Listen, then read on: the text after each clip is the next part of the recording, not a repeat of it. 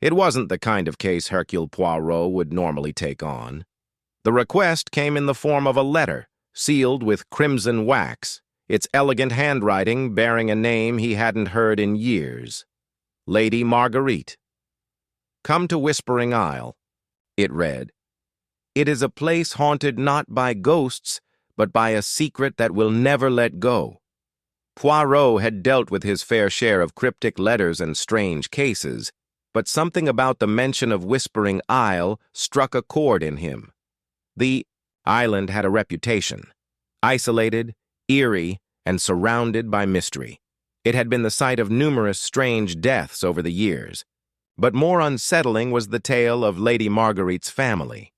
Tragedy had followed them for generations, and all who had stepped foot on the island spoke of an ancient curse. Poirot, never one to believe in superstitions, set sail to the island, with only his most trusted companion, Captain Hastings. As the boat neared the fog-covered shores, Poirot couldn't shake the feeling that they weren't merely arriving at a destination, but entering something far darker, something that had been waiting for them. The island itself was isolated, its landscape jagged and wild. As they approached the grand mansion that lay at the heart of Whispering Isle, the wind howled, almost as if it were whispering warnings. Lady Marguerite greeted Poirot with a solemn face and a deep sadness in her eyes, the type of look that suggested years of unbearable weight. "The island has its secrets," she said quietly as they entered the mansion, "and they don't like to be uncovered." Poirot couldn't help but notice the house, ornate but decaying. Every corner seemed to hide something, as if the walls themselves were holding their breath, afraid to let something out. The house seemed alive, its creaks and groans resembling whispers of forgotten stories. Poirot's mind was already at work, observing the family's history, the strange deaths that plagued each generation, and the cold atmosphere of the mansion. But there was something more.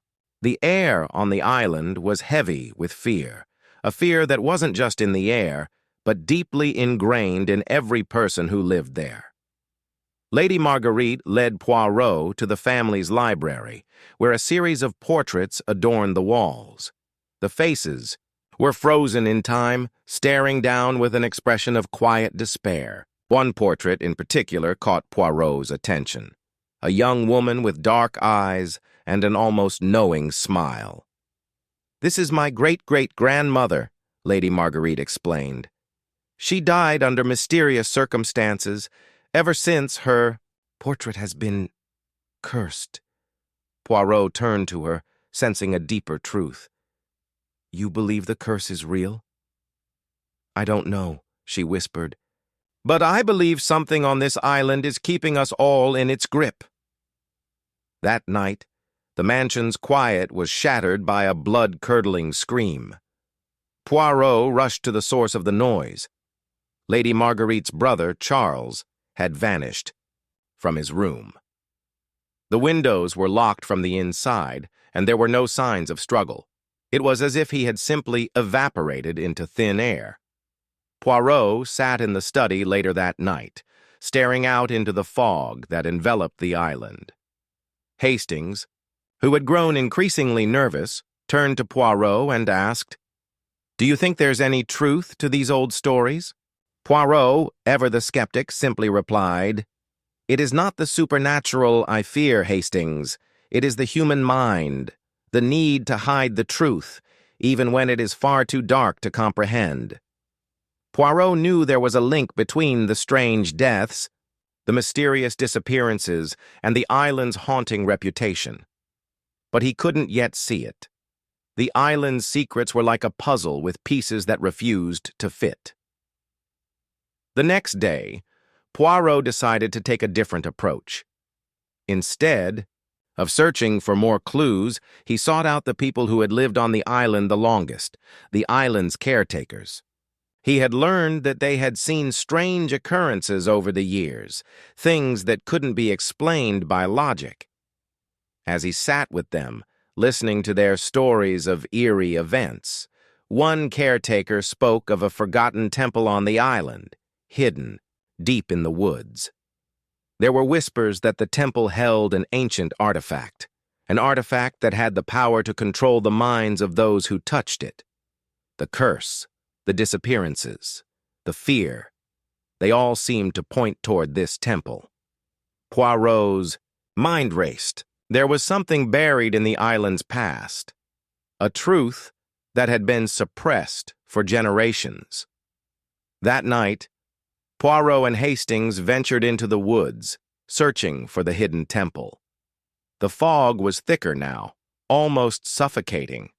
As they pushed forward, Poirot felt the weight of the island's history pressing down on him. They reached the temple at midnight, an ancient stone structure half swallowed by the earth. Inside, they found what they were looking for, a small, ornate chest, its surface worn with time.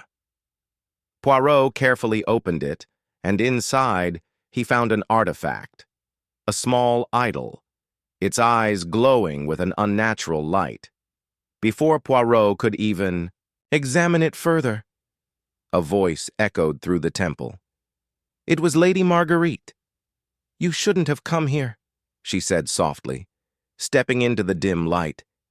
Her face was pale, her eyes wide with fear. "It's too late. You've unlocked something that was meant to stay buried." The truth hit Poirot like a cold wave. Lady Marguerite wasn't just a victim of the island's curse, she was its source. She had knowingly allowed the idol to be uncovered, releasing the dark force that had haunted her family for centuries.